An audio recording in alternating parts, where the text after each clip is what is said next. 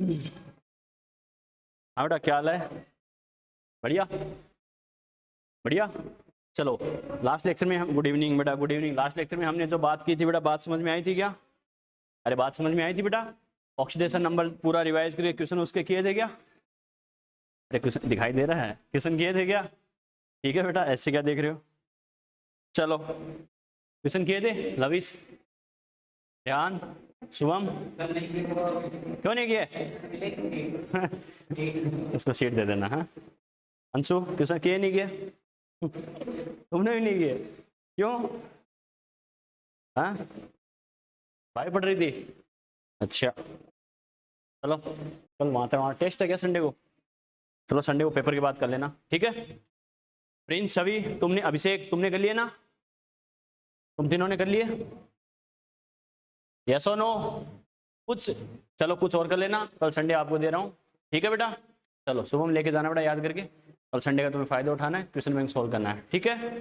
चलो बेटा आगे स्टार्ट करते हैं। तो लास्ट लेक्चर में अपने कंप्लीट किया था बेटा ऑक्सीडेशन नंबर के बारे में, ऑक्सीडेशन नंबर के जैसे कैलकुलेट करने की मेथड्स क्या होती है। ओके, तो जैसे मैंने कहा बेटा, आपको एक्स मेथड वाले 2-4 क्वेश्चन करवा के या 2-4 स्ट्रक्चर बना के हम निकल जाते, तो उसमें आपको आगे बहुत प्रॉब्लम आती। लेकिन पहले मैंने एक एक कॉन्सेप्ट बताया कि किस कंडीशन में क्या करना, ये चीजें तुम्हें ध्यान है तो कभी तुम्हारा क्वेश्चन नेगेटिव हो ही नहीं सकता बेटा। ओके, फिर उसके अकॉर्डिंग जो मोस्ट इंपॉर्टेंट एग्जाम्पल्स है बेटा, वो मैंने आपको करके बताया किस कंडीशन में आपको कैसे करना है। जैसे मैंने बताया उसी के अकॉर्डिंग आपको रफ में स्ट्रक्चर बना बना के प्रैक्टिस करनी है। सर ने कैसे बताया है, एक एक दो बार प्रैक्टिस कर लोगे, परफेक्ट हो जाओगे बेटा। क्लियर है? चलो बेटा आगे बात स्टार्ट करते हैं। हेडिंग लिखो, एप्लीकेशंस ऑफ, लिखो एप्लीकेशंस ऑफ ओएन, यानी ऑक्सीडेशन नंबर का और हमारे पास क्या यूज है। और ये बात मैंने जरूर कही थी बेटा, क्वेश्चन बैंक जब सोल्व करो तो सल्फ्यूरिक एसिड यानी फॉस्फोरस और सल्फर वाले कंपाउंड मिले वो छोड़ देना बेटा एक बार। ओके, क्योंकि वह मैं आपको पहले ऑक्सी एसिड्स बताऊंगा, उनके स्ट्रक्चर कैसे बनानी है पहले तरीका बताऊंगा, ठीक है? उसके बाद वो करने हैं तो आपको कैरो एसिड या फिर मार्शल एसिड, ओलियम ऐसे नाम मिले तो छोड़ देना उस। हाँ हाँ, मेटा हाइपोपायरो बेटा कई सारे आएंगे, ठीक है? अस क्या होता है, ये क्या होता है, मेटा हाइपोपायरो सब बताएंगे कैसे करना क्या करना। बच्चों देखो, एप्लीकेशंस ऑफ ऑक्सीडेशन नंबर, इनके और क्या यूज है, क्या कर सकते हैं अपन। नंबर 1 लिखो बेटा, to calculate,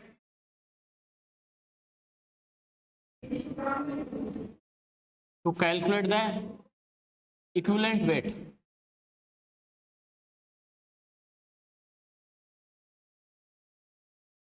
to calculate the equivalent wait,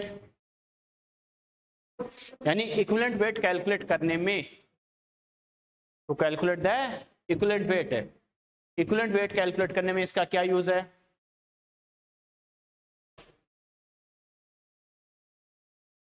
लिख लिए?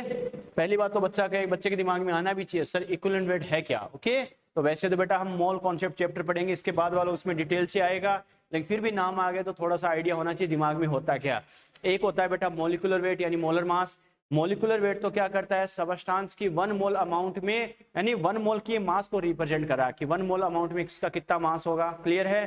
जैसे अपन हाइड्रोजन के लिए बोलते हैं 2 ग्राम, ऑक्सीजन के लिए बोलते हैं 32 ग्राम। अरे फिक्स होता नहीं होता, वो तो क्या 1 मोल में उसका कितना मास है, उस मास को रिप्रेजेंट करता है, वो क्या मॉलिक्यूलर वेट है। लेकिन इक्विवेलेंट वेट क्या होता है, सबस्टांस के उस मास को रिप्रेजेंट करता है जो किसी दूसरे से रिएक्शन करता है।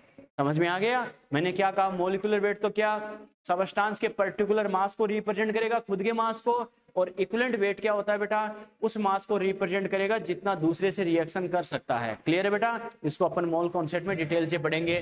तो बच्चों देखो, बच्चा कहेगा सर ऑक्सीडेशन नंबर का यहाँ पर क्या यूज है, तो बच्चों देखो मोल कॉन्सेप्ट में जो हम पढ़ेंगे इक्विवेलेंट वेट, इसमें हमारे पास एक फॉर्मूला आएगा बार बार, E इक्वल टू क्या होता है, mw/x। मैंने क्या कहा, E इक्वल टू क्या होता है बेटा, mw/x होता है। बच्चा कहेगा सर कैसे, इसका मतलब क्या है, पहली बात तो E का तो मतलब क्या है बेटा, आपका इक्विवेलेंट वेट, जिसकी हम बात कर रहे हैं ये वही है, ये तो क्या है इक्विवेलेंट वेट। क्लियर है? mw जो यहाँ पर है बेटा वो क्या है, मॉलिक्यूलर वेट। ये क्या है बेटा, मॉलिक्यूलर वेट, और इसे बोलते हैं मोलर मास भी हम बोल देते हैं, मॉलिक्यूलर वेट और मोलर मास। क्लियर है? x यहाँ पर क्या है बेटा, ये होता है वैलेंसी फैक्टर। x क्या है बच्चों, वैलेंसी फैक्टर। और खास का ध्यान रखना, change in ON, change in ON है ड्यूरिंग द रिएक्शन, यानी during the reaction oxidation number में क्या चेंज होगा, वो किसकी वैल्यू होगी बेटा, x की वैल्यू होगी। समझ में आ गया? इसका मतलब आपको कोई पर्टिकुलर रिएक्शन लिख के दे रखी है, उसमें पहले आपको क्या डिसाइड करना है, जिसका आपको इक्विवेलेंट वेट पूछा है उसके लिए आपको x डिसाइड करना है। यस और नो? x मतलब क्या होगा, जितना उसके ऑक्सीडेशन नंबर में चेंज होगा वही उसके क्या होगी, x की वैल्यू होगी बेटा। क्लियर है? मोलर मास तो सभी का बेटा फिक्स होता है, आपको क्या करना है, उसके मोलर मास और x का रेशियो कर देना, यही वैल्यू किसकी होगी, उसके इक्विवेलेंट वेट की वैल्यू होगी। तो कहने का मतलब है x का आइडिया होने पर किसी सबस्टांस के लिए अपन उसका इक्विवेलेंट वेट कैलकुलेट कर सकते हैं। क्लियर है बच्चों? लिखो, ऐसा कैसा लिखो,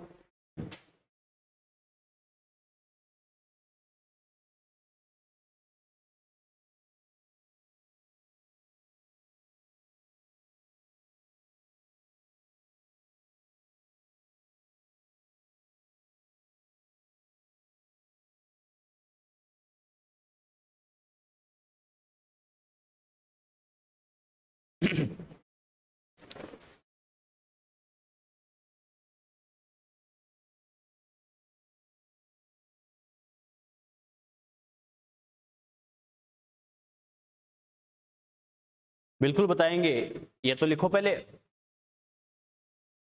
बिल्कुल बताएंगे।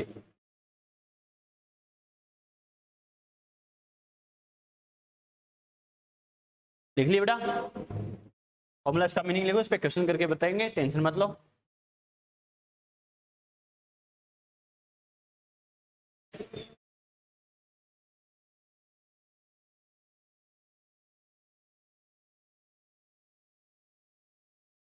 चलिए चलो बेटा, चलो इस पर क्वेश्चन देखते हैं बच्चों, कैसे इसका हमें यूज करना है। लिखो बेटा, एक रिएक्शन लिखो,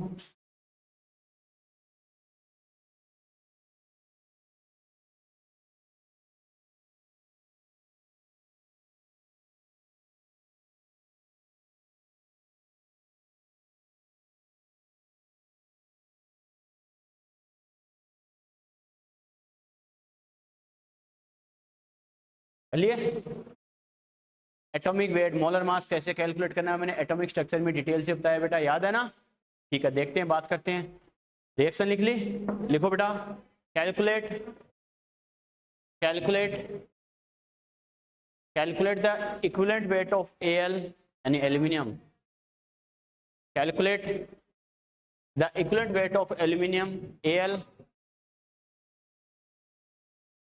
इसके ब्रैकेट में लिखो बेटा Mw इक्वल टू 27। एल्यूमिनियम का मोलिकुलर वेट ध्यान होना चाहिए 27 फिक्स होता है, मैंने ओड इवन वाला लफड़ा बताया था, याद है ना? एटॉमिक नंबर कितना होता है बेटा इसका, 13। मैंने क्या कहा था, जिसका एटॉमिक नंबर क्या होता है, इवन नंबर होता है, उसका जस्ट डबल कर देना, हमारे पास क्या हो जाएगा, उसका एटॉमिक मास आ जाएगा। जैसे कार्बन की बात करते हैं 6 कार्बन 12, याद है ना? ऑक्सीजन का एटॉमिक नंबर 8 है बेटा, इवन नंबर है तो जस्ट डबल कर दो, 16 उसका एटॉमिक मास हो जाएगा। अपन बात करते हैं मैग्नीशियम की, मैग्नीशियम का एटॉमिक नंबर कितना होता है, 12, 12 हमें पता इवन नंबर है, जस्ट डबल कर दो, 24 उसका एटॉमिक मास। क्लियर है? इवन नंबर के लिए तो क्या करेंगे, जस्ट डबल कर देंगे एटॉमिक नंबर का, उसका एटॉमिक मास आ जाएगा। बात समझ में आ रही है बेटा? जिनका एटॉमिक नंबर क्या होता है बच्चों, ओड नंबर में होता है, ओड नंबर वालों के लिए क्या करते हैं, एटॉमिक नंबर का डबल करके +1 कर देते हैं। क्या करते हैं बेटा, डबल करके +1 कर देते हैं। कैसे? जैसे मैंने एग्जांपल दिया था बेटा, सोडियम एटॉमिक नंबर कितना होता है, 11, ओड नंबर है, डबल कर दो बेटा, 22 + 1 कितना हो गया, 23, वो उसका एटॉमिक मास आ गया। क्लियर है? एल्यूमिनियम हमें पता है बच्चों एटॉमिक नंबर कितना होता है, 13, ओड नंबर है, डबल कर दो, 26 + 1 27, इसका एटॉमिक मास हो गया। पोटेशियम एटॉमिक नंबर 19, डबल कर दो, 38 + 1 कर दो, 39। समझ में आ गया? ठीक है बेटा, तो वैसे कई सारे एलिमेंट्स का आप एटॉमिक नंबर ध्यान हो तो उसके ट्रिक के अकॉर्डिंग एटॉमिक मास से यानी MW का आइडिया लगा सकते हो बेटा इसका। क्लियर है? MW यहाँ पर बेटा एटॉमिक है तो एटम का वेट, मॉलिक्यूल है तो मॉलिक्यूल का वेट। क्लियर है? और दोनों को कॉमनली मोलर मास बोल देते हैं। क्लियर है बेटा? तो क्या लिखा, calculate the equivalent weight of Al, bracket में मैंने लिखा दिया MW equal to 27 in given reaction, in given reaction. Question complete करो, calculate the equivalent weight of Al in given reaction.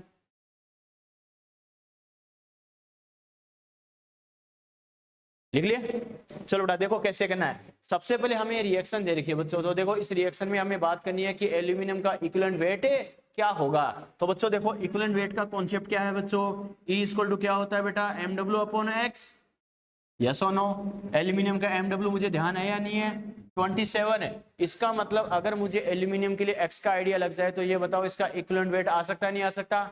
आ सकता है बेटा। क्लियर है, बात को समझ रहे हो? अब देखो x कैलकुलेट करने का तरीका क्या है, जो आपको रिएक्शन दे रखी है उस रिएक्शन के अकॉर्डिंग ऑक्सीडेशन नंबर में चेंज कितना आ रहा है। ओके कैसे बेटा, यहाँ पर एल्यूमिनियम का ऑक्सीडेशन नंबर कितना होगा, अरे फ्री स्टेट में है या नहीं है, किसी और के साथ कंबाइंड है क्या, नहीं बेटा। अब यहाँ देखते हैं एल्यूमिनियम का, देखो बच्चों क्लोरीन पर चार्ज क्या होता है, अरे -1 आएगा, नॉर्मली मेटल के साथ है तो नेगेटिव चार्ज आएगा। एक क्लोरीन पर -1 तो 3 पर कितना हो गया, -3, तो इधर आगे क्या होगा +3, तो क्या कर देंगे ये +3 हो गया। क्लियर है बेटा? इसका मतलब x का मैं आइडिया लगाऊं, एल्यूमिनियम का इक्विवेलेंट वेट मुझे पूछा है, तो आपको क्या करना है बच्चों, एल्यूमिनियम के लिए ही आपको देखना है कि ऑक्सीडेशन नंबर में चेंज कितना आ गया। जो ऑक्सीडेशन नंबर में चेंज आएगा वही तो उसका x होगा, यस और नो? क्लियर है बेटा? तो देखो 0 से +3 चेंज कितने का आ रहा है, अरे 3 का चेंज है या नहीं है, 3 का चेंज आ रहा है बेटा। डिफरेंस कितने का आ रहा है, 3 का। x की वैल्यू कितनी हो गई, 3 होगी बेटा। तो 27/3 कितना आ गया बेटा, समझ में आ गया, यस और नो? अभिषेक ये ले तेरा एग्जांपल, बात समझ में आ गई, नोट करो। अब कोई दिक्कत है तो बोल।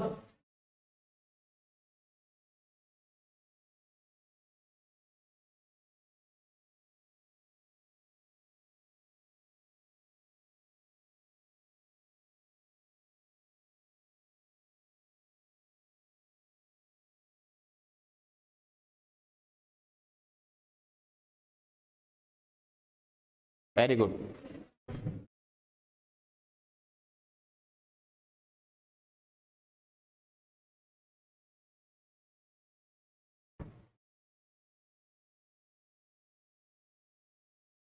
चलिए चलो बेटा, तो ये तो इसके फर्स्ट एप्लीकेशन, ज्यादा कोई टिपिकल काम नहीं है बेटा, इजी वे में तुम कर सकते हो। ओके सबसे इंपॉर्टेंट एप्लीकेशन जो काम आती है बेटा, लिखो number 2, to calculate the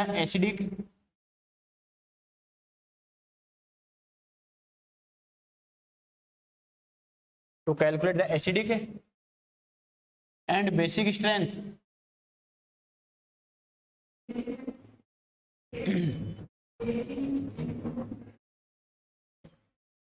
to calculate the acidic and basic strength।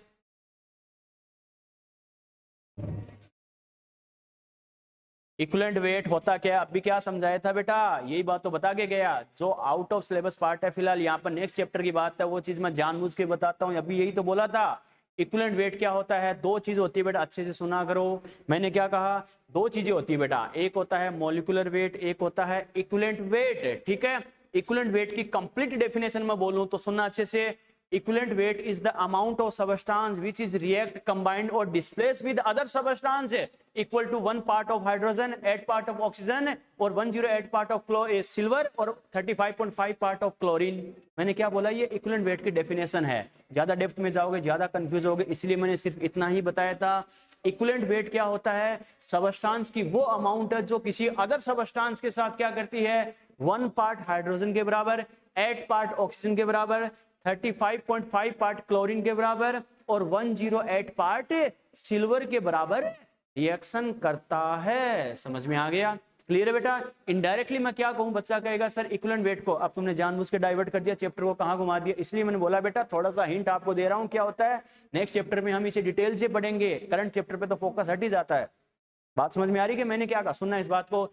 Equivalent wait है, बच्चा कहेगा सर आपने 4 ही एलिमेंट के नाम क्यों लिए हैं, 1 part hydrogen, 8 part oxygen, 35.5 part chlorine और 108 पार्ट सिल्वर, क्योंकि इन चारों का इक्विवेलेंट वेट हमेशा क्या होता है, फिक्स होता है। कंडीशन कैसी भी हो, हाइड्रोजन का इक्विवेलेंट वेट हमेशा 1 आएगा, ऑक्सीजन का हमेशा 8 आएगा। मैंने बोला कुछ भी हो जाए, कोई भी रिएक्शन हो, कैसा भी एग्जाम्पल हो, हाइड्रोजन का इक्विवेलेंट वेट हमेशा 1, ऑक्सीजन का 8, क्लोरीन का 35.5 और सिल्वर का 108। 8। समझ में आ गया बेटा? क्लियर? बच्चा कहेगा सर कैसे, तो अपन मोल कॉन्सेंट्रेशन पूरा डिटेल से कैलकुलेट करके देखेंगे। अभी जो हमने फॉर्मूला बनाया है E इक्वल टू mw/x, इसके अकॉर्डिंग करते हैं बेटा। देखो कैसे, हाइड्रोजन के लिए बात करें mw कितना होता है 2, और इसका x कितना होता है हाइड्रोजन का 2 लेते हैं, क्योंकि H2 से 2H प्लस में जाता है, तो एक हाइड्रोजन पर +1, 2 पे क्या +2, 0 से +2 में जाता है, x की वैल्यू होगी 2, तो 2/2 कितना आता है 1 आता है। ऑक्सीजन हमें पता O2, एक ऑक्सीजन पर -2, तो 2 पर कितना हो गया -4, x की वैल्यू आती है 4, और मोलर मास होता है 32, तो 32/4 कितना आ गया 8 आ गया। क्लियर है? क्लोरीन की बात करें Cl2 से 2Cl- बनता है, तो एक क्लोरीन पर -1, 2 पे कितना हो गया -2, x की वैल्यू आती है 2, और एक क्लोरीन का मास होता है 35.5, तो Cl2 का कितना हो गया 71/2 कितना होता है 35.5। सिल्वर का मास होता है 108, मोलर मास Mw 108 होता है, और सिल्वर पर क्या आता है +1 चार्ज ही आता है AgCl, Ag+Cl- आता नहीं आता, तो 1 चार्ज आता है, तो 108/1 आता है। समझ में आ गया? क्लियर है? इसकी जरूरत ही नहीं थी यहाँ पर इतना घूमने की। तो अपन ने क्या कहा बेटा, बस ठीक है, रेडॉक्स में कई सारी चीजों के नाम आएंगे, सारी चीजें अपन यहाँ पढ़ने लगे तो रेडॉक्स कहाँ पढ़ेंगे? बात समझ में आ रही है क्या? तो अपन ने क्या कहा, दो चीजें मैंने खाली हिंट बताया था कि बच्चे को यहाँ पर नाम आ रहा है मोलिकुलर वेट और इक्विवेलेंट वेट है। इसमें अपन को क्या करना, मोलिकुलर वेट तो फिक्स अमाउंट होती है, 1 मोल की अमाउंट को शो करता है। क्लियर है? लेकिन इक्विवेलेंट वेट क्या होता है, उस वेट उस अमाउंट को रिप्रेजेंट करता है जो किसी अदर से रिएक्शन करेगा, यानी रिएक्शन में पार्टिसिपेट करेगा। क्लियर है? और बाकी इक्विवेलेंट पर बेटा पूरे 2 लेक्चर बेस्ड का काम है, इक्विवेलेंट कॉन्सेप्ट अपन पूरा पढ़ेंगे, उसमें सारा डिटेल से आएगा 1.1/1। क्लियर है बेटा? जरूरत होती तो मैं खुद ही यहाँ पर बता देता, लेकिन रेडॉक्स का कचरा हो जाएगा उसके चक्कर में, और वो चीज हमें मोल में दोबारा पढ़नी है। बात समझ में आई क्या? इसलिए तो इसमें डिले होते जा रहे हैं। जहां पर भी मैं कोई नाम बता रहा हूं आपको, अदर चैप्टर्स का आ रहा जरूर इसमें लिंक आता है, उसमें घूमने लग जाएंगे तो रेडॉक्स तो हो ही नहीं पाएगा अपना पूरा टाइम पे। जितनी जरूरत पड़ेगी नो डाउट मैं जरूर बताऊंगा। क्लियर है? चलो बेटा अब क्या करेंगे, calculate the acidic and basic strength. बच्चों देखो क्या, यानी ऑक्सीडेशन नंबर की हेल्प से अपन क्या करते हैं, एसिडिक और बेसिक स्ट्रेंथ कैसे कैलकुलेट करते हैं बच्चों। तो देखो ऑक्सीडेशन नंबर की हेल्प से कैसे होता है बेटा, समझना इस चीज को। ऑक्सीडेशन नंबर जो होता है, यानी ऑक्सीडेशन नंबर जो होगा, ऑक्सीडेशन नंबर बच्चों देखो दो रिलेशन आपको बता रहा हूं, इसका रीजन भी बताऊंगा ऐसा क्यों होता है। Oxidation number directly proportional to acidic strength, directly proportional to acidic strength, और इनवर्सली प्रोपोर्शनल टू क्या होता है बेटा, बेसिक स्ट्रेंथ। मैंने क्या कहा बेटा, directly proportional to acidic strength और inversely proportional to basic strength. Clear है? अब इसका रीजन क्या, कौन को रीजन तो होना चाहिए। चलो बेटा समझना इस चीज को। क्या पहली बात तो एसिडिक स्ट्रेंथ बेसिक स्ट्रेंथ ये होती क्या है, वैसे तो अपन आयनिक में डिटेल से पढ़ेंगे बेटा, लेकिन यहाँ पर नाम आए तो थोड़ा सा हिंट सुनो बच्चों, इधर सुनो। एसिड वो होते हैं जो H+ डोनेट करते हैं, ठीक है। अरे एसिड क्या होते हैं, जो H+ डोनेट करते हैं। वैसे तो OH- आयन गेन भी करते हैं, लेकिन वो कंडीशन यहाँ पर काम में नहीं आएगी। एक मेन कंडीशन होती है H+ डोनेट करने वाली, जैसे अपन बोलते हैं HCl एसिड होता नहीं होता, क्योंकि वो ब्रेक होकर H+ आयन देता नहीं देता है बेटा। तो मैंने क्या कहा, एसिड कौन होते हैं, जो H+ डोनेट करते हैं, और कोई जितना आसानी से, जितना इजीली H+ डोनेट करेगा वो उतना ही ज्यादा एसिडिक होगा, यानी उसकी एसिडिक स्ट्रेंथ उतनी ही ज्यादा होगी। अरे तभी तो बोलते हैं एसिड तो मतलब एसिड है, एक आता स्ट्रॉन्ग एसिड, एक आता वीक एसिड। एसिड तो मतलब एसिड है, दोनों ही क्या करेंगे बेटा, H+ डोनेट करने की टेंडेंसी शो करेंगे, लेकिन हमने स्ट्रॉन्ग एसिड बोला है, इसका मतलब उसका एसिडिक कैरेक्टर स्ट्रॉन्ग है, मतलब बहुत इजीली H+ डोनेट कर देता है। क्लियर है बेटा? वीक एसिड है जो H+ डोनेट तो करता है, लेकिन इतना इजीली डोनेट नहीं कर पाता। समझ में आ गया? क्लियर है? वैसे अपन बात करेंगे बेस की, तो बेस का कैरेक्टर क्या होता है, OH- आयन डोनेट करना या फिर H+ आयन गेन करना। क्या कहा, OH- आयन डोनेट करना या H+ आयन गेन करना। यहाँ पर डोनेट करने वाली कंडीशन यूज होगी, गेन करने वाली आयनिक में आएगी बेटा। डिटेल से एक दो एक्सेप्शन आते हैं, कैसे होते हैं वो उसमें अपन बात करेंगे। तो मैंने क्या कहा, बेस जो OH- आयन डोनेट करता है, ठीक है, यानी जो OH- आयन डोनेट करेगा वो बेस होगा, लेकिन OH- आयन डोनेट करने की टेंडेंसी पर डिपेंड करेगा उसकी बेसिक नेचर स्ट्रॉन्ग है या वीक है। समझ में आ रहा है? जो बहुत इजीली OH- आयन डोनेट करता है उसकी बेसिक नेचर क्या होगी, ज्यादा होगी बेटा, उसके लिए स्ट्रॉन्ग बेस वर्ड यूज करते हैं। क्लियर है? जिसकी OH- आयन डोनेट करने की टेंडेंसी कम होती है, इजीली डोनेट नहीं कर पाता, उसे क्या बोलते हैं, वीक बेस। यानी डोनेट करता है तो वीक तो बोल देंगे, बेस तो बोल देंगे, लेकिन इजीली डोनेट नहीं कर पाता, इस वजह से क्या बोलते हैं, वीक बेस बोला जाता है। समझ में आ गया? क्लियर है बेटा? तो पहली बात तो ये एसिडिक स्ट्रेंथ और बेसिक स्ट्रेंथ यहाँ पर वर्ड यूज हुआ है, इसका मैंने मीनिंग बताया। क्लियर है? यानी जितना ज्यादा एसिडिक कैरेक्टर शो करेगा उसकी एसिडिक स्ट्रेंथ उतनी ही ज्यादा होगी। समझ में आ गया? जितना ज्यादा बेसिक कैरेक्टर शो करेगा उसकी बेसिक स्ट्रेंथ उतनी ही ज्यादा होगी। अपन अपोजिट भी बोल सकते हैं, जितना कम एसिडिक कैरेक्टर शो करेगा एसिडिक स्ट्रेंथ उतनी ही कम, और जितना कम बेसिक कैरेक्टर शो करेगा बेसिक स्ट्रेंथ उतनी ही कम। क्लियर है? एसिडिक और बेसिक कैरेक्टर का मतलब क्या है? जितना इजीली H+ डोनेट करता है एसिडिक स्ट्रेंथ उतनी ही ज्यादा। समझ में आ गया? एसिड का तो काम ही है H+ डोनेट करना, जितना आसानी से डोनेट कर रहा है उतना ही स्ट्रॉन्ग एसिड हो गया। क्लियर है? बेस की अगर हम बात करें, बेस का काम है OH- डोनेट करना, जितना इजीली डोनेट करेगा यानी बेसिक कैरेक्टर उतना ही ज्यादा शो कर रहा है, बेसिक स्ट्रेंथ उतनी ही ज्यादा है। समझ में आ गया बेटा? चलो बच्चों, तो देखो ये जो वर्ड आए हैं आयनिक में हमारे बहुत काम आएगा। कौन सा? वैसे तो ऑर्गेनिक इनऑर्गेनिक में बहुत जगह काम आता है, लेकिन आयनिक में अपने भी काम आएगा। वो अपन आयनिक में विद एग्जांपल इस चीज को डिटेल से करेंगे। तो बच्चों देखो, पहली बात तो यहाँ पर ऑक्सीडेशन नंबर से कैसे इसे लिंक करते हैं। तो एसिडिक स्ट्रेंथ के क्या होता है? ऑक्सीडेशन नंबर के डायरेक्टली प्रोपोर्शनल, और बेसिक स्ट्रेंथ क्या होती है? Inversely proportional. अब जैसे हमने कहा कोई ना कोई रीजन तो होता है ना। ठीक है बेटा, ऐसा क्यों होता है सर? बिल्कुल बेटा, क्यों होता है समझना। मैं आपको 2-3 एग्जांपल लिख के दे रहा हूं बेटा, समझना इस चीज को। कैसे? मैंने ये 2-3 एग्जांपल लिखे। मैंने लिखा है HXO, मैंने लिखा है बेटा HXO2, और मैंने लिखा है HXO3। सपोज करो मैंने ये लिखा है। ओके, कौन सा कंपाउंड क्या है वो बात की बात है बेटा। अब देखो, अगर इस स्ट्रक्चर को मैं बैलेंस करूं, अच्छे समझते जाना बच्चों। ये बताओ, इस स्ट्रक्चर के अकॉर्डिंग बात करें, X यहाँ पर कोई सा भी एलिमेंट हो सकता है, मुझे नहीं पता, हाइड्रोजन और ऑक्सीजन के अलावा कोई सा है। क्लियर है बेटा? ठीक है, देखो बच्चों कैसे हमें पता है ऑक्सीजन पर क्या आएगा? -2। स्ट्रक्चर को बैलेंस करेंगे तो इस पर क्या आएगा? +1। क्लियर है? अब ये बताओ, ऑक्सीजन पर -2, हाइड्रोजन पर +1, कितना बच गया? -1 बच गया। तो इसको बैलेंस करने के लिए इस पर क्या आएगा बेटा? +1। यस और नो? क्लियर है बेटा? अब ये बताओ, इस हाइड्रोजन पर तो +1, एक ऑक्सीजन पर -2, एक ऑक्सीजन पर -2। अच्छे समझना इस एग्जांपल को। एक ऑक्सीजन पर -2 तो 2 पर कितना बेटा? -4। हाइड्रोजन पर +1, कितना बच गया? -3। तो इस पर कितना आ गया? +3। क्लियर है बेटा? ठीक है, इस हाइड्रोजन पर कितना? +1। ऑक्सीजन पर कितना? -2। एक ऑक्सीजन पर -2 तो 3 पर कितना हो गया बेटा? -6। -6 है तो ये बताओ, -6 +1 कितना बच गया? -5। तो इस पर कितना आ गया?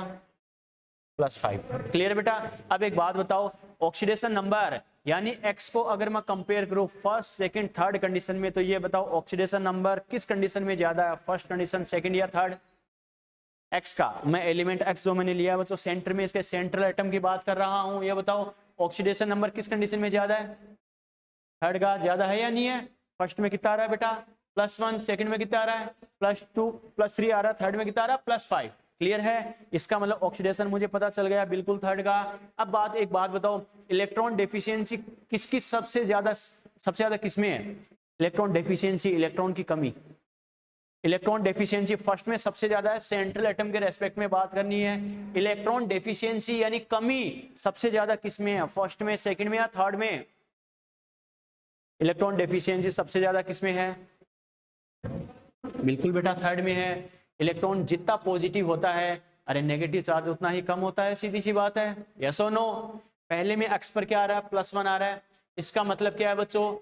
किसी एलिमेंट पर +1 कब आता है? जब प्रोटॉन के कंपैरिजन में इलेक्ट्रॉन एक कम होता है। यस और नो? क्लियर है बेटा? +3 चार्ज कब आता है? जब इलेक्ट्रॉन के कंपैरिजन में 3 प्रोटॉन ज्यादा है, या प्रोटॉन के कंपैरिजन में इलेक्ट्रॉन 3 कम है। यस और नो? क्लियर है बेटा? +5 चार्ज कब आता है?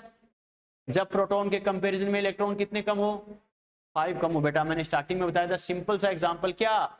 जितने इलेक्ट्रॉन ज्यादा होते हैं उतना ही माइनस में चार्ज हो जाता है, और जितने प्रोटॉन ज्यादा होते हैं उतना ही प्लस में चार्ज हो जाता है। जैसे अपन बोलते हैं बेटा Na+, एक इलेक्ट्रॉन डोनेट करने के बाद ही तो आता है। Na की बात करें तो 11 इलेक्ट्रॉन है, 11 प्रोटॉन है, तो वो न्यूट्रल है। लेकिन एक इलेक्ट्रॉन डोनेट करने के बाद Na+ बनता है, क्योंकि इलेक्ट्रॉन अब 10 हो गए, प्रोटॉन अभी भी 11 है। Na+ का मतलब है एक प्रोटॉन ज्यादा है, एक इलेक्ट्रॉन कम है। क्लियर है? अपन बोलते हैं बेटा O-2, पहले हमें पता है एटॉमिक नंबर 8 था, तो 8 तक तो न्यूट्रल है, वो 8 इलेक्ट्रॉन है, 8 प्रोटॉन है। अब फर्स्ट सेल में 2, सेकंड में 6 है, तो ऑक्टेट कंप्लीट करने के लिए 2 इलेक्ट्रॉन गेन करता नहीं करता? अरे करता नहीं करता? 6 को 8 बनाने के लिए अगर 2 इलेक्ट्रॉन गेन करता तो चार्ज क्या आता है बेटा? -2। इसका मतलब प्रोटॉन तो अभी भी 8 ही है। अब इलेक्ट्रॉन कितने हो गए? 10, समझ में आ रहा है? इसका मतलब -2 का मतलब क्या है, प्रोटॉन के कंपैरिजन में 2 इलेक्ट्रॉन ज्यादा है। समझ में आ गया बेटा? यस और नो? तो क्या कहेंगे बच्चों, देखो इलेक्ट्रॉन की डेफिशिएंसी आपको चेक करनी है। वैसे तो ऑर्गेनिक में बहुत ज्यादा पढ़ोगे आप अच्छे से। कैसे? क्या? जितना ज्यादा पॉजिटिव चार्ज होता है इलेक्ट्रॉन की अमाउंट उतनी कम होती है, सीधी सी बात है। इलेक्ट्रॉन तो नेगेटिव चार्ज पार्टिकल है बेटा, प्रोटॉन पॉजिटिव चार्ज ज्यादा होना मतलब नेगेटिव कम होना। यस और नो? वैसे भी देख सकते हो x+1 का मतलब क्या है, प्रोटॉन जितना है उसके कंपैरिजन में 1 इलेक्ट्रॉन कम है। अरे +1 का मतलब 1 प्रोटॉन ज्यादा है, या फिर मैं ऐसे भी बोल सकता हूँ 1 इलेक्ट्रॉन कम है। यस और नो? +3 का मतलब क्या बेटा, प्रोटॉन का नंबर 3 ज्यादा है या इलेक्ट्रॉन 3 कम है। यस और नो? एलिमेंट वही है तो प्रोटॉन तो फिक्स है या नहीं है? सपोज करो बेटा, मान लो एलिमेंट कोई सा भी है, सपोज करो इसको मैं बोल रहा हूँ, इसका मान लो जो एटॉमिक नंबर है, यानी एटॉमिक नंबर मान लो मैं कुछ ही बोल रहा हूँ 30 है सपोज करो, यानी एलिमेंट फिक्स है बेटा, एटॉमिक नंबर फिक्स होगा नहीं होगा? ये भी x है, ये भी x है, ये भी x है, एटॉमिक नंबर 30 है तो प्रोटॉन भी कितने हो गए 30। फॉर एग्जांपल ये समझने के लिए बच्चों देखो, अब ये बताओ इस कंडीशन के अकॉर्डिंग इलेक्ट्रॉन कितने बच गए? न्यूट्रल में तो इलेक्ट्रॉन भी 30 होते हैं लेकिन +1 होते हैं, इलेक्ट्रॉन कितने हो गए 29। इसमें 3 इलेक्ट्रॉन कम कर दो, 3 डोनेट किए तभी तो +3 आएगा। इलेक्ट्रॉन कितने बच गए बेटा 27। इसमें इलेक्ट्रॉन कितने बच गए 25। तो सबसे ज्यादा कमी किसमें? समझ में आ रहा है बेटा? यस और नो? मैंने क्या कहा, तो एलिमेंट पर जितना ज्यादा पॉजिटिव चार्ज है इसका मतलब इलेक्ट्रॉन उतने ही कम है। इलेक्ट्रॉन जिसमें सबसे ज्यादा कम होंगे सबसे ज्यादा डेफिशिएंसी उसी में तो होगी बेटा। यस और नो? और ये हमें पता है अपनी स्टेबिलिटी के लिए इलेक्ट्रॉन वापस गेन करना चाहेगा नहीं चाहेगा? अरे पॉजिटिव चार्ज है इलेक्ट्रॉन को अट्रैक्ट करेगा नहीं करेगा? तो हमें पता है बच्चों, देखो ये जो पॉजिटिव चार्ज है अपनी इलेक्ट्रॉन की डेफिशिएंसी को पूरा करने के लिए इससे तो इलेक्ट्रॉन ले नहीं सकता, क्योंकि ये तो इससे भी ज्यादा पावरफुल है, इस पर नेगेटिव है। यस और नो? तो कौन सी इलेक्ट्रॉन लेगा बेटा? बात समझ में आ गई क्या? ठीक है, मैंने क्या कहा बच्चों, तो हाइड्रोजन वाले इलेक्ट्रॉन गेन करता है बच्चों, तो क्या होता है ये बीच का बॉन्ड ब्रेक हो जाता है। क्लियर है? यानी ये बताओ अगर ये इलेक्ट्रॉन यहां से x गेन कर लेगा तो क्या होगा, हाइड्रोजन पर प्लस चार्ज आएगा नहीं आएगा? अरे H+ की फॉर्म में रिलीज होगा या नहीं होगा? होगा बेटा। क्लियर है? इसका मतलब एक बात बताओ, देखो H+ रिलीज करना इसको बोलते हैं एसिडिक करेक्टर। यस और नो? सबसे ज्यादा H+ रिलीज कौन करेगा? जिसमें बॉन्ड इजीली ब्रेक होगा। और सबसे इजीली बॉन्ड ब्रेक किसमें होगा? जिसमें सेंट्रल एटम के इलेक्ट्रॉन खींचने की कैपेसिटी सबसे ज्यादा होगी। कौन सा सेंट्रल एटम सबसे ज्यादा इलेक्ट्रॉन खींचने की टेंडेंसी शो करेगा? जिसपे इलेक्ट्रॉन की डेफिशिएंसी सबसे ज्यादा हो, यानी इलेक्ट्रॉन का नंबर सबसे कम हो। अरे 3 अलग अलग बंदों को बिठा दो बेटा, एक ने जस्ट अभी खाना खाया है, एक ने मान लो 2-4 घंटे पहले खाना खाया था, और एक ने मान लो कल से खाना ही नहीं खाया। आपने सामने खाना रखा है, ये बताओ ज्यादा फास्टली टूट के कौन सा पड़ेगा? कल से आपको थाली धोने की जरूरत ही नहीं पड़ेगी बेटा। होता है नहीं होता? समझ में आ गया? सबसे ज्यादा भूख किसको है बेटा? जिसने कल वाले किए। आप जैसा होता है बेटा, एक्सेप्शन केस आ जाता है कि जो अभी खाया वो फास्टली टूट पड़ सकता है, वो अलग बात है बेटा, वो नोट लगा के अलग से लिखाऊंगा मैं, वो अलग केस है। लेकिन नॉर्मली नेचर के अकॉर्डिंग अगर बात करें बेटा, क्या होता है जिसने सबसे मतलब टाइम गैप सबसे ज्यादा हो जाता है उसको भूख सबसे ज्यादा लगती है, वो सबसे ज्यादा वही टूट के पड़ता है। होता नहीं होता? जिसके पास कमी सबसे ज्यादा है बेटा वो क्या करेगा? इलेक्ट्रॉन को खींचने की सबसे ज्यादा टेंडेंसी शो करेगा। यस और नो? चलो अब मैं सीक्वेंस से बोल रहा हूँ, पॉइंट टू पॉइंट, ये तो समझाने के लिए था। इसका मतलब मैं क्या कर रहा हूँ, देखो अच्छे से मैं सीक्वेंस से बोल रहा हूँ, अच्छे सुनना, फिर कोई डाउट हो तो बताना। देखो इसके पास +5 चार्ज है, +1 +3 +5, सबसे ज्यादा +5 चार्ज है। इसका मतलब पॉजिटिव सबसे, इस पर पॉजिटिव सबसे ज्यादा मतलब नेगेटिव की अमाउंट उतनी कम है, और जिस पर नेगेटिव यानी इलेक्ट्रॉन सबसे कम है, इलेक्ट्रॉन गेन करने की टेंडेंसी उसी के पास सबसे ज्यादा होगी। यस और नो? और वो इलेक्ट्रॉन इससे तो गेन कर नहीं सकता, तो ये वाले इलेक्ट्रॉन अपनी ओर खींचेगा। यस और नो? और ये इलेक्ट्रॉन अपनी तरफ अट्रैक्ट करेगा, तो हाइड्रोजन यहाँ से रिलीज होगा नहीं होगा H+ की फॉर्म में। H+ डोनेट करना ही एसिडिक नेचर बोला जाता है। सबसे इजीली H+ कौन सा रिलीज होगा, फर्स्ट वाला, सेकंड वाला या थर्ड वाला? थर्ड वाला, क्योंकि इसकी हमें पता है इलेक्ट्रॉन, ये बॉन्ड सबसे पहले ब्रेक होगा। सबसे पहले ब्रेक क्यों होगा? क्योंकि ये क्या करेगा बच्चों, सबसे ज्यादा फास्टली इलेक्ट्रॉन खींचने की टेंडेंसी शो करेगा, कि उसके पास डेफिशिएंसी सबसे ज्यादा है। समझ में आ रहा है बेटा? क्लियर है? तो क्या करेंगे, ये सबसे फास्टली इलेक्ट्रॉन खींचने की टेंडेंसी शो करेगा, इसका मतलब ज्यादा इजिली बॉन्ड ब्रेक होना कौन सा है बेटा? थर्ड वाला। बच्चों समझ में आ गया? थर्ड वाला क्या करेगा, सबसे इजीली H+ डोनेट करेगा, और सबसे इजीली H+ डोनेट करेगा तो ये बताओ बच्चों उसकी एसिडिक स्ट्रेंथ सबसे ज्यादा होगी या नहीं होगी? यही मैंने बोला है, जिसका ऑक्सीडेशन नंबर सबसे ज्यादा होगा उसकी एसिडिक स्ट्रेंथ क्या होगी, सबसे ज्यादा होगी। इसका रीजन यही है बेटा। समझ में आ रहा है मैं क्या बोल रहा हूँ, क्लियर है। और कोई कंपाउंड जितना एसिडिक होता है उतना ही कम बेसिक होगा बेटा। अरे एसिडिक और बेसिक नेचर दोनों एक दूसरे की अपोजिट होती है बेटा। जितना ज्यादा एसिडिक उतना ही कम बेसिक, जितना ज्यादा बेसिक एसिडिक नेचर उतनी ही कम। समझ में आ गया। तो एसिडिक नेचर के डायरेक्टली प्रोपोर्शनल, तो बेसिक नेचर के क्या हो गया, इनवर्स हो गया बेटा। समझ में आ गया, यस और नो। आपको डाउट है तो बोलो। प्रिंस, छवि, अभिषेक, यहाँ जो बच्चे बैठे हैं वो बोलो। नोट मत करना, खाली बताओ कोई डाउट है क्या। यस और नो, फटाफट बोलो। मैंने जो लिखा है oxidation number directly proportional to acidic strength, inversely proportional to basic strength. No doubt, no doubt, no doubt. और कोई डाउट। चलो बेटा, तो ये तो मैंने कहा बच्चों, देखो डायरेक्टली प्रोपोर्शनल कैसे हुआ, इनवर्सली प्रोपोर्शनल कैसे हुआ। एक बच्चों देखो, एक और जबरदस्त चीज बताता हूं बच्चों, ठीक है। Everything is clear, crystal clear, ठीक है बेटा। एक और चीज अच्छे समझना बच्चों, कॉन्सेप्ट समझना अलग बात है, लेकिन एग्जाम में अप्लाई करना अलग बात है। क्योंकि एग्जाम में अपने पास इतना टाइम नहीं होता कि सर ने मजे ले ले, अगर 5 मिनट में जो समझाया मैं उसको वैसे अप्लाई करूंगा। वहां तो नैनो सेकंडों में टिक लगाना बेटा, तो फास्टली अप्लाई करना जरूरी है। क्लियर है। उसके लिए मुझे ट्रिक्स भी ध्यान होना जरूरी है कि सेकंडों में कैसे मैं टिक लगा सकता हूं। क्लियर है, वो कैसे करना है। तो पहली बात तो इसको तो शॉर्ट में लिखा जाता है oxidation number directly acidic strength मतलब AS, ठीक है, और इनवर्सली प्रोपोर्शनल टू BS यानी बेसिक स्ट्रेंथ। क्लियर है बेटा। चलो अब आपको एक बहुत जबरदस्त ट्रिक बता रहा हूं बच्चों, बहुत जगह अप्लाई होगी, काम आएगी। कैसे, फॉर, समझते जाना बेटा, for different compounds of same element, और different compounds of same element, यानी एक ही एलिमेंट के आपको अलग अलग कंपाउंड दे रखे हो, तो आपको क्या करना। बच्चा कहेगा सर कैसे। फॉर एग्जांपल जैसे मैंने अभी HXO, HXO2, HXO3 वाला एग्जांपल लिया था। यस और नो। एलिमेंट कौन सा था बेटा, X। तीनों कंपाउंड किसके थे, X। जो सेंट्रल एटम सेम होना चाहिए, कहने का मतलब बेटा। समझ में आ रहा है मैंने क्या कहा, यानी X बच्चों देखो तीनों कंपाउंड X के थे। ऐसा कोई अगर एग्जांपल आ जाए तो आपको क्या करना है बेटा, एसिडिक स्ट्रेंथ है डायरेक्टली प्रोपोर्शनल टू क्या होता है, ऑक्सीडेशन नंबर। यस और नो। और ध्यान रखना डायरेक्टली प्रोपोर्शनल टू क्या करना है बेटा, number of oxygen atoms. Yes और नो।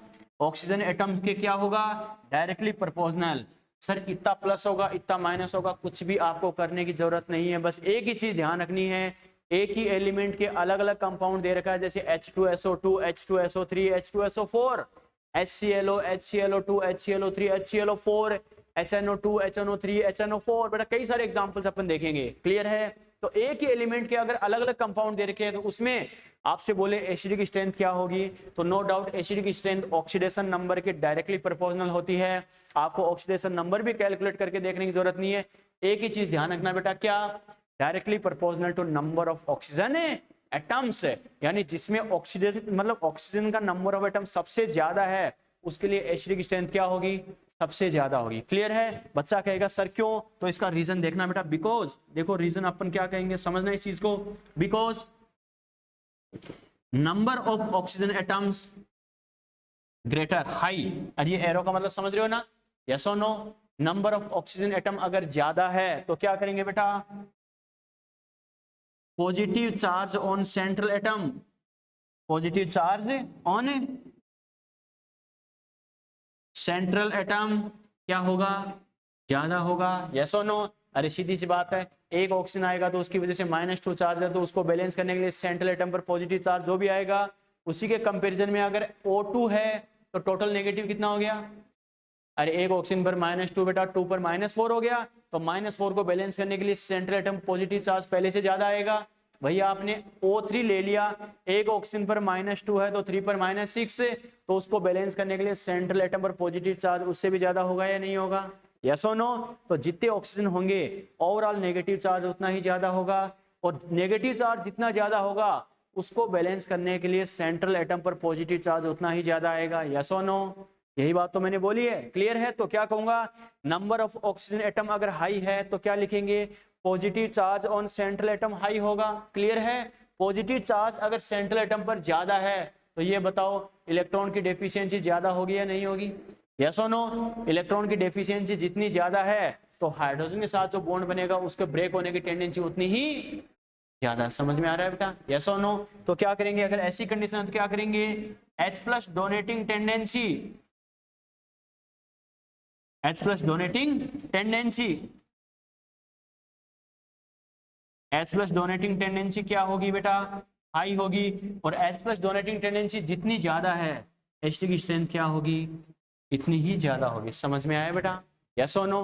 मैंने एक एक रीजन लिखाया कैसे करना क्या करना, बात समझ में आ गई है, क्लियर है। तो क्या कहेंगे बेटा, आपको बोले अलग अलग कंपाउंड आपको दे रखे हैं, उसमें सेम एलिमेंट्स है, बस नंबर ऑफ एटम्स अगर डिफरेंट है बेटा, बस ये ध्यान रखना। जैसे मैंने बोला है HNO2, HNO3, HNO, ऐसे कोई कंपाउंड दे दे, सारे एटम तो वही है, hydrogen nitrogen oxygen, hydrogen nitrogen oxygen, number of atoms में डिफरेंस है, तो आपको क्या करना है, ऑक्सीजन के नंबर ऑफ एटम काउंट कर लेने हैं। समझ में आ गया, जिसपे ऑक्सीजन का नंबर ऑफ एटम सबसे ज्यादा होगा उसका एसिडिक नेचर सबसे ज्यादा होगा। इसका रीजन क्या है, समझ में आ गया, क्योंकि नंबर ऑफ ऑक्सीजन एटम जितना ज्यादा होगा ओवरऑल नेगेटिव चार्ज उतना ही ज्यादा आएगा। यस और नो, नेगेटिव चार्ज जितना ज्यादा होगा उसको बैलेंस करने के लिए सेंट्रल एटम पर पॉजिटिव चार्ज उतना ही ज्यादा होगा, और सेंट्रल एटम पर पॉजिटिव चार्ज जितना ज्यादा होगा वहां से H प्लस के रिलीज होने की टेंडेंसी उतनी ही ज्यादा होगी। क्योंकि हमें पता है जो सेंट्रल एटम पर पॉजिटिव चार्ज है इलेक्ट्रॉन की बहुत ज्यादा डेफिशिएंसी है, उसकी कम डेफिशिएंसी को पूरा करने के लिए हाइड्रोजन वाले इलेक्ट्रॉन गेन करना चाहेगा, तो हाइड्रोजन वहां से फ्री हो जाएगा। समझ में आ रहा है, क्लियर है बेटा, यस और नो, कोई डाउट यहाँ तक, ठीक है बेटा, लिखो बच्चों, नोट करो यहाँ तक।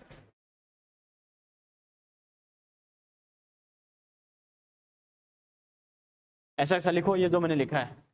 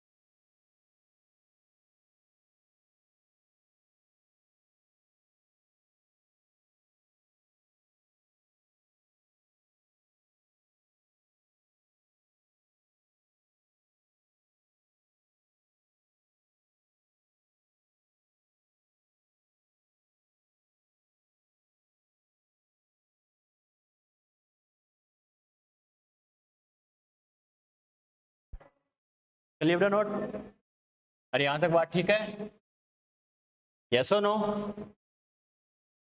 क्लियर है। ध्यान, Shubham, Anshu, Prince, Chhavi, Abhishek,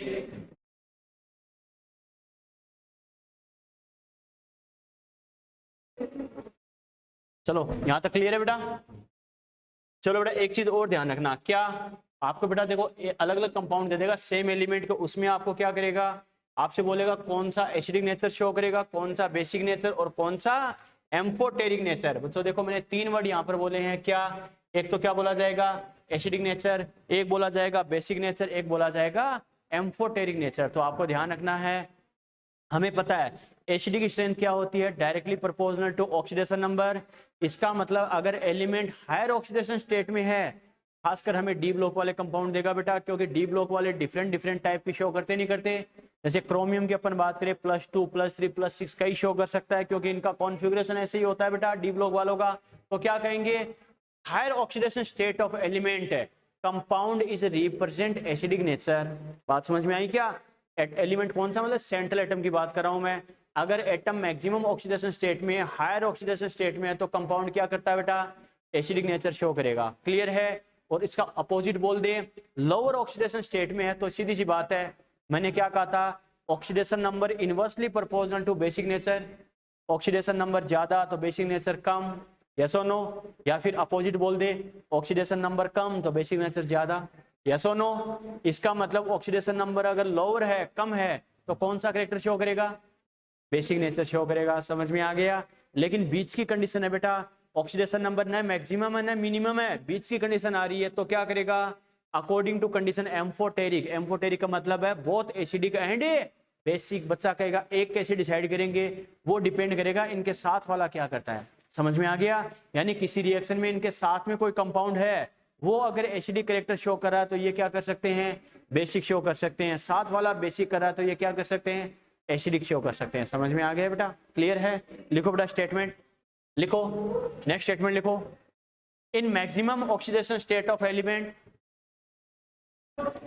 in maximum oxidation state of element, in maximum oxidation state of element, in maximum oxidation state of element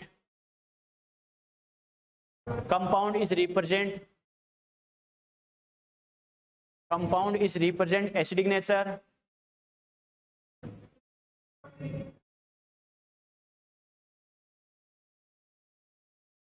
in maximum oxidation state of element compound is represent acidic nature, and in minimum oxidation state of element, and in minimum oxidation state of element, in minimum oxidation state of element compound is represent basic nature, compound is represent basic nature, while in intermediate oxidation state of element, while in intermediate oxidation state of element, in intermediate oxidation state of element compound is represent, in intermediate oxidation state of element compound is represent amphoteric nature, compound is represent amphoteric nature, compound is represent amphoteric nature। इसके bracket में लिखो बेटा amphoteric के मतलब क्या है, इसके bracket में लिखो both acidic and basic nature. Amphoteric ध्यान रखना, जब भी वर्ड आए आयनिक में कई जगह काम आएगा बेटा। एम्फोटेरिक का मतलब है both acidic and basic nature. Clear है बेटा? यानी कंडीशन पे डिपेंड करेगा, कभी एसिडिक भी शो कर सकता है, कभी बेसिक भी शो कर सकता है, अकॉर्डिंग टू कंडीशन बेटा। क्लियर है? चलो बेटा देखो फॉर एग्जांपल, मैं यहाँ पर 3 एग्जांपल लिख रहा हूँ, आपको बताना है कौन सा कंपाउंड एसिडिक नेचर शो करेगा, कौन सा बेसिक, कौन सा एम्फोटेरिक। रफ यूज कर सकते हो आप। आपके पास 30 सेकेंड्स है।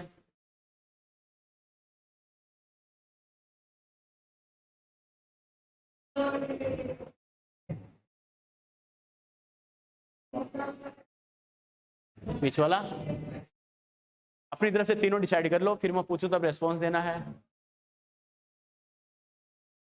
और गलत होते दांत तोड़ दिए जाएंगे बेटा। कोई बात नहीं, सोचो, टेंशन मत लो, गलत हो कोई टेंशन नहीं है। पेन यूज कर सकते हो, पेन यूज कर सकते हो, थोड़ा सा दिमाग लगाओ बस, और कुछ नहीं करना बेटा।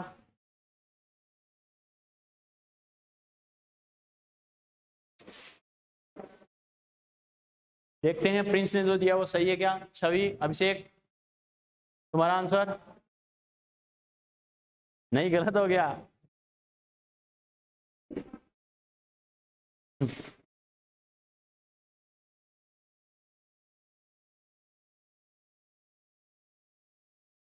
प्रिंस, छवि, अभिषेक का आंसर नहीं आया। फटाफट तुम तीनों फटाफट रिप्लाई कर दो ऑनलाइन वाले, इनका तो ओपिनियन मैं ले लूंगा फिर ये क्या करते हैं। चलो ये बताओ एसिडिक नेचर कौन सा शो करेगा। फर्स्ट एसिडिक नेचर शो करेगा, इसके फेवर में कितने हैं। फर्स्ट वाला एसिडिक नेचर शो करेगा, इसके फेवर में कितने हैं। सेकंड वाला सोच लो, फिर से सोच लो, सोच लिया, सेकंड पक्का, ठीक है। और थर्ड वाला, चलो बेटा कोई दिक्कत नहीं है, बात सही है। बेसिक नेचर कौन सा शो करेगा, फर्स्ट, सेकंड या थर्ड। फर्स्ट वाला बेसिक शो करेगा, इसके फेवर में कितने हैं। फर्स्ट वाला इसके फेवर में पक्का, सर को बोल दूंगा पता, हाँ बेसिक आएगा पक्का। चलो सर से श्योर कर सकता है, हाँ ध्यान, अंशु पहले वाला एम्फोटेरिक देखते हैं, फर्स्ट बेसिक देखते हैं। छवि का ये आंसर आया, अभिषेक आंसर नहीं आया। अंशु बेसिक कौन सा शो करेगा। अरे कंफ्यूजन की जरूरत नहीं, मैंने क्या कहा था, पेन यूज कर लेना बेटा, और क्या करना है। देखो बच्चों ऑक्सीजन पर कितना, -2, तो क्रोमियम पर कितना, काम खत्म। एक ऑक्सीजन पर कितना बेटा, -2, 3 पर कितना, -6, इधर -6 तो इधर कितना आ जाएगा, +6। एक ऑक्सीजन पर कितना बेटा, -2, 3 पर कितना, -6 तो इधर क्या आएगा, +6 कितने एटम में डिस्ट्रीब्यूट होगा, 2, तो एक पर कितना। अब क्रोमियम के 3 टाइप के ऑक्सीडेशन नंबर आ गए यहाँ पर। देखो बेटा +2, +6, +3 सबसे ज्यादा किसमें है, सेंटर वाले में। इसका मतलब सबसे ज्यादा होगा वो क्या करेगा, एसिडिक नेचर शो करेगा, ठीक है। सबसे कम किसमें बेटा, वो क्या करेगा, बेसिक नेचर शो करेगा। और लास्ट वाला हमें पता है इन दोनों के बीच की कंडीशन है या नहीं, इंटरमीडिएट, बीच की, न मिनिमम न मैक्सिमम। ये वाली कंडीशन कौन सी है बेटा, इंटरमीडिएट या एम्फोटेरिक नेचर शो कर देगा।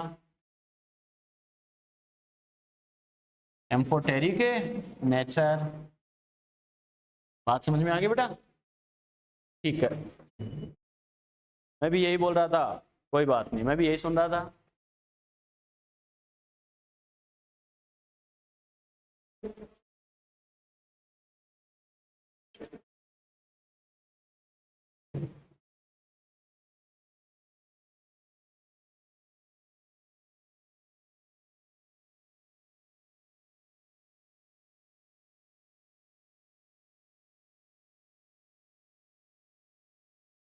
कोई बात नहीं, गलत हो को टेंशन नहीं, लेकिन बताने के बाद गलत नहीं होना चाहिए। अब तो गलत नहीं होगा ना, यस और नो, बात समझ में आई बेटा, यस और no.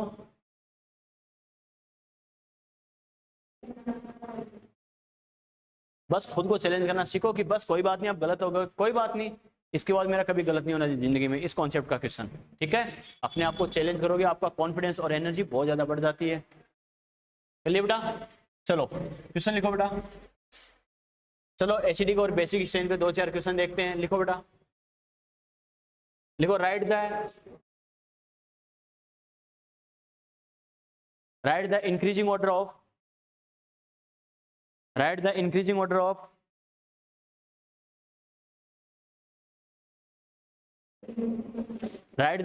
order of acidic strength,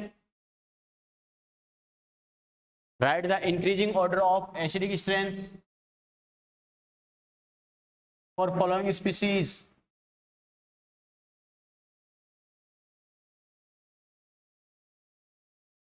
for following species।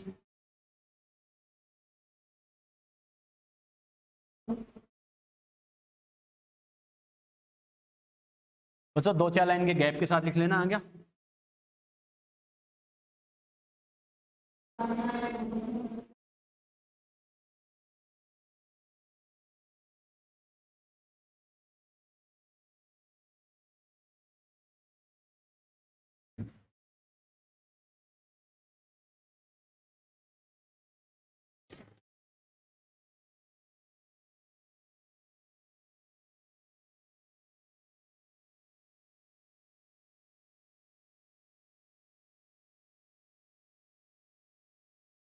चलिए चलिए बेटा, देख लिया क्या?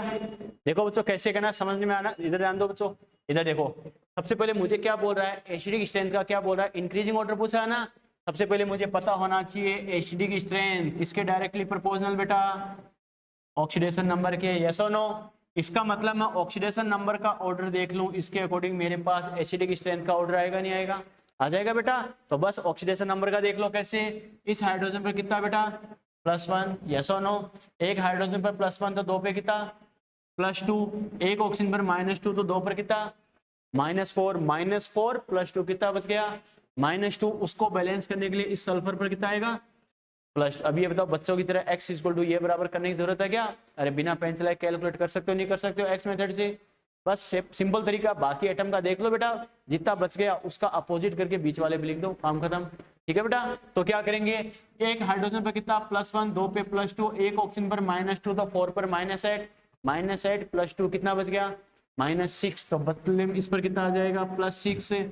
एक हाइड्रोजन पर +1, 2 पर कितना +2, एक ऑक्सीजन पर -2, 3 पर कितना -6, -6 +2 कितना बच गया, अरे -6 +2 -4। तो बैलेंस करने के लिए इस पर कितना आ गया बेटा +4, यस और नो। इसका मतलब ऑक्सीडेशन नंबर का अगर मैं ऑर्डर देखो इंक्रीजिंग है, तो ये देखो बेटा +2 +6 +4। इसका मतलब सबसे कम तो कौन सा है H2SO2, उससे ज्यादा कौन सा है H2SO3, और उससे ज्यादा कौन सा है बेटा H2SO4। और हमें पता है ऑक्सीडेशन नंबर एसिडिक स्ट्रेंथ के डायरेक्टली प्रोपोर्शनल है या नहीं है? तो हमें पता है डायरेक्टली प्रोपोर्शनल का मतलब ही क्या होता है, सेम सेम, यस और नो। अरे सेम सेम मतलब ये इंक्रीजिंग है तो ये भी क्या होगा इंक्रीजिंग। इसका मतलब जो ऑर्डर इसका है वही तो क्या होगा इसका ऑर्डर होगा। क्लियर है? पहली बात तो इंक्रीजिंग का मतलब तो समझते हो ना, कम होता हुआ, कम से ज्यादा फिर उससे ज्यादा, ज्यादा होता हुआ करना आपको। क्लियर है बेटा? तो क्या करेंगे, और एक देखो एसिडिक स्ट्रेंथ बोलिए, ऑक्सीडेशन नंबर सबसे कम इसका है तो क्या होगा एसिडिक स्ट्रेंथ भी सबसे कम इसी की होगी। फिर क्या है H2SO2 SO3, उसके बाद फिर लिखेंगे H2SO4। समझ में आ गया? क्लियर है बेटा? ठीक है। अब अपन बात करेंगे बेटा इसकी, इसके भी हमें क्या बोला है एसिडिक स्ट्रेंथ तो बोली है। तो हमें पता है एसिडिक स्ट्रेंथ क्या है बच्चों, डायरेक्टली प्रोपोर्शनल टू क्या करते हैं ऑक्सीडेशन नंबर, यस और no.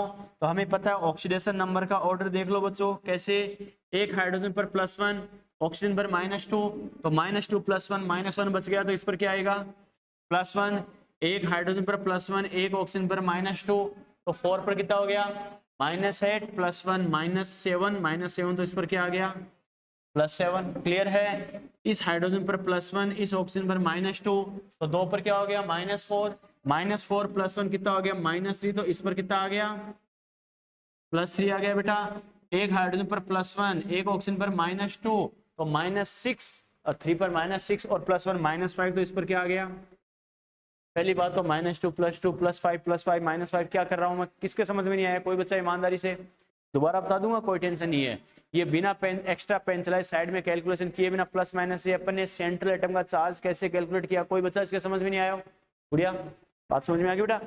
Lavish, Rehan, Shubham, Prince, छवि, अभिषेक, को डाउट बेटा पूछ लेना यहाँ पर। यही अब अभी तक पता नहीं है बेटा, तो ध्यान रखना, ऐसा नहीं कि अंधेरे में घूम रहे अभी तक कि सर कैसे आया। समझ में तो आ गया ना? ठीक है बेटा। चलो अब हमें पता, देखो ऑक्सीडेशन नंबर का आइडिया लग गया। पहले पर +1 आ रहा है, सेंट्रल एटम के रेस्पेक्ट में देखते हैं, इस पर +7 +3 +5, तो सबसे कम कौन सा है बेटा HClO। उससे ज्यादा कौन सा है HClO2। फिर कौन सा है बेटा HClO3, और सबसे लास्ट में कौन सा है HClO4, यस और नो।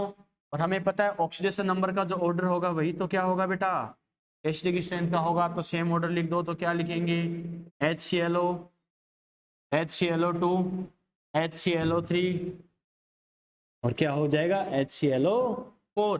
क्लियर है? ये बताओ अपनी ट्रिक के अकॉर्डिंग डायरेक्टली आंसर आ सकता था नहीं आ सकता था? मैंने क्या कहा था, acidic strength directly proportional to oxidation number, directly proportional to number of oxygen atom. काम खत्म, आपको प्लस माइनस करना ही नहीं पड़ता। यही तो होता है बेटा कॉन्सेप्ट। टाइम कहाँ बचा सकते हैं अपन। ओके, तो क्या कहेंगे, देखो इसमें कितने ऑक्सीजन है 2 4 3, सबसे ज्यादा ऑक्सीजन इसमें है, एसिडिक स्ट्रेंथ सबसे ज्यादा इसकी, बात खत्म। तो सबसे ज्यादा इसकी आ गई, उससे कम कितनी इसमें ऑक्सीजन है, इससे कम इसमें, सबसे कम इसमें। क्लियर है? वैसी बात है, सबसे ज्यादा ऑक्सीजन देखो इसमें बेटा, सबसे ज्यादा एसिडिक स्ट्रेंथ हो जाएगी। क्लियर है? फिर इसमें, फिर इसमें, फिर इसमें, काम खत्म। पेन चलाना ही नहीं पड़ेगा एक्स्ट्रा। ठीक है, नोट करो।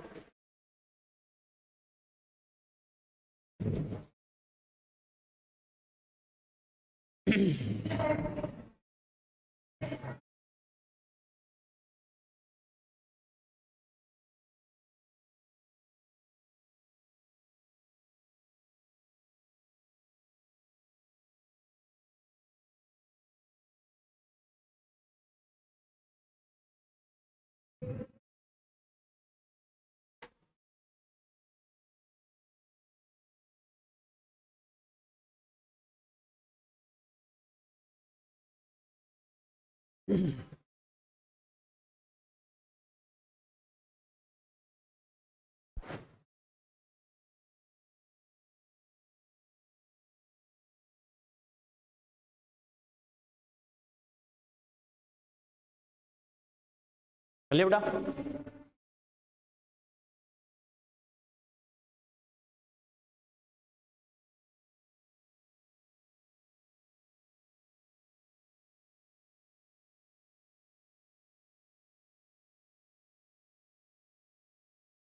चलिए चलो एक क्वेश्चन और करके बताओ बेटा।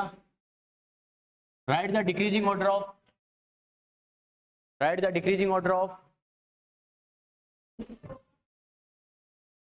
Right the decreasing order of basic strength, right the decreasing order of basic strength for following species.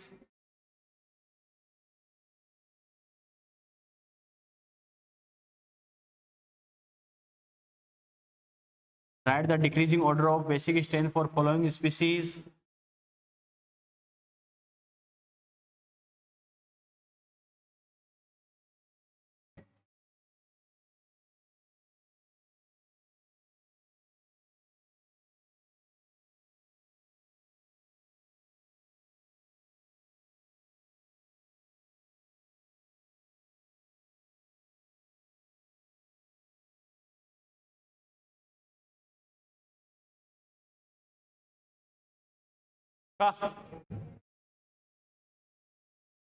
हो गया।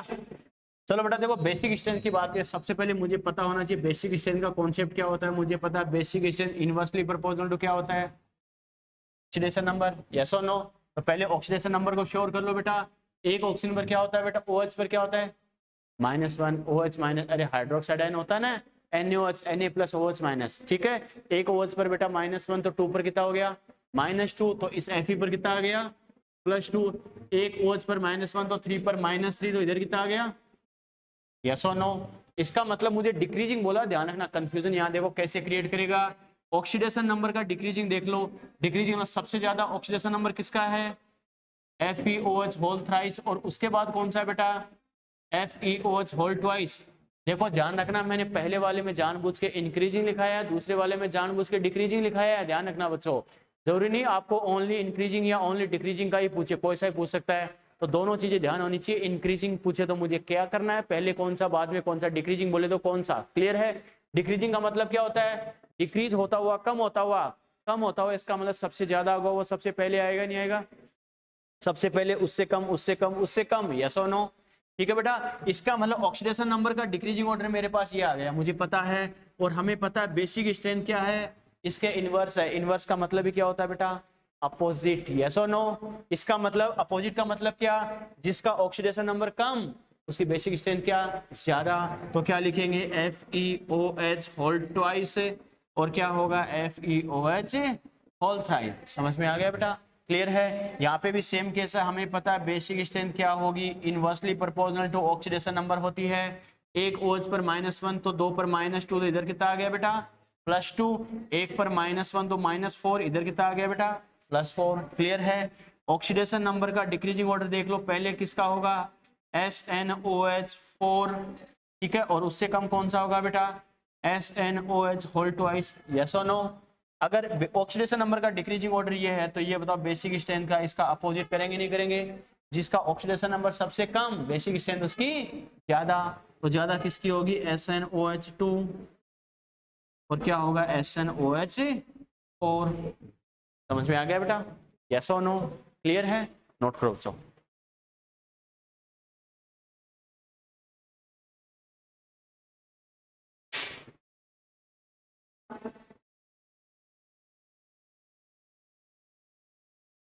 चलो बेटा यहाँ तक बात समझ में आई क्या?